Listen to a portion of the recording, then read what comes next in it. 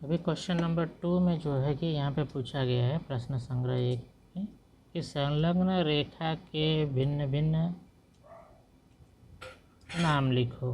ये जो रेखा दी गई है इस रेखा का जो है कि अलग अलग तरह से नाम लिखना है। तो देखो इसको किस तरह से लिख सकते हैं। एक तो जो है यहाँ पर रेखा यल है तो इसको लिख सकते हैं रेखा यल, यानी ये जो पूरी रेखा है इसको यल नाम दिया गया है इसलिए इसको रेखा यल भी लिख सकते हैं। तो रेखा यल ये जो है इसका एक नाम है। दूसरा नाम जो है ए बी लिख सकते हैं, तो रेखा ए बी इसका दूसरा नाम है। इसके बाद में रेखा ए सी, देखो ए से बी तक रेखा ए बी, ये रेखा ए सी, रेखा ए डी, रेखा बी सी, रेखा बी डी और जो रेखा सी डी।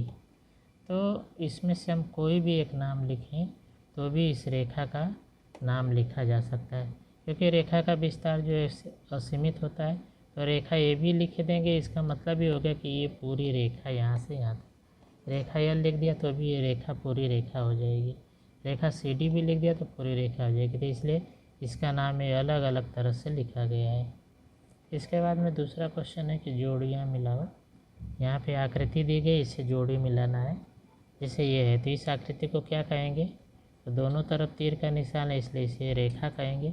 तो मैंने इसे तीर के द्वारा दर्शा दिया है कि इस आकृति का नाम रेखा है। फिर जो दूसरी आँख देखो यहाँ पे तीर का निशान, दोनों अंत बिंदु है इसलिए इसको रेख या रेखाखंड कहेंगे। तो ये आकृति देखो यहाँ रेखाखंड लिखा है, तो इसकी जोड़ी रेखाखंड से मिला देनी है। फिर ये जो आकृति है प्रतल है इसलिए इसको प्रतल से ऐसे जोड़ी लगा दी गई है। तीसरी आकृति में, चौथी आकृति में कई तरफ तीर का निशान है इसलिए इसको कहेंगे किरण। तो इसकी जोड़ी जो लास्ट वाली है किरण से लगा दी गई है। फिर जो क्वेश्चन नंबर चौथा है, जो ये आकृति दी गई है इसमें समांतर रेखा, संगामी रेखाएं और संगमन बिंदु के नाम लिखना है। तो समांतर रेखाएं जो है यहाँ पर जो है, तो देखो समांतर रेखा की परिभाषा के अनुसार जब दो या दो से अधिक रेखाएं जब एक दूसरे को प्रतिच्छेदित न करती हों तथा एक ही प्रतल में समाविष्ट होती हैं तो उसे समांतर रेखा कहते हैं। तो देखो ये जो यहाँ पर रेखा बी है, जो बी दिया गया ये, फिर रेखा यम जो दिया गया है यम, और रेखा जो क्यू है, ये तीनों जो रेखा है एक दूसरे को कभी प्रतिच्छेदित नहीं करेंगी और इसलिए तीनों समांतर रेखाएं हैं। फिर ऐसे ही रेखा जो है ए, ये जो रेखा ए दी गई है ये वाले छोटा कैप स्मॉल जो लेटर से लिखा गया रेखा ए, और जो रेखा पी है ये दोनों भी समांतर रेखा है, एक दूसरे को भी प्रतिच्छेदित नहीं करेंगी। अभी संगामी रेखाएं कौन कौन सी हैं, तो रेखा ए जो है ना ये संगामी रेखा है, दूसरा है बी, तीसरा है सी, चौथा है ए सी। ये सभी संगामी रेखाएं क्यों हैं, क्योंकि ये तीन या तीन से अधिक रेखाएं जब एक ही बिंदु पर प्रतिच्छेदित करती हैं यानी काटती हैं उसके संगामी रेखाएं कहते हैं। तो ये सभी एक ही बिंदु कैपिटल ए पे मिलती हैं इसलिए ए बी सी और ए सी जो है ये संगामी रेखाएं हैं।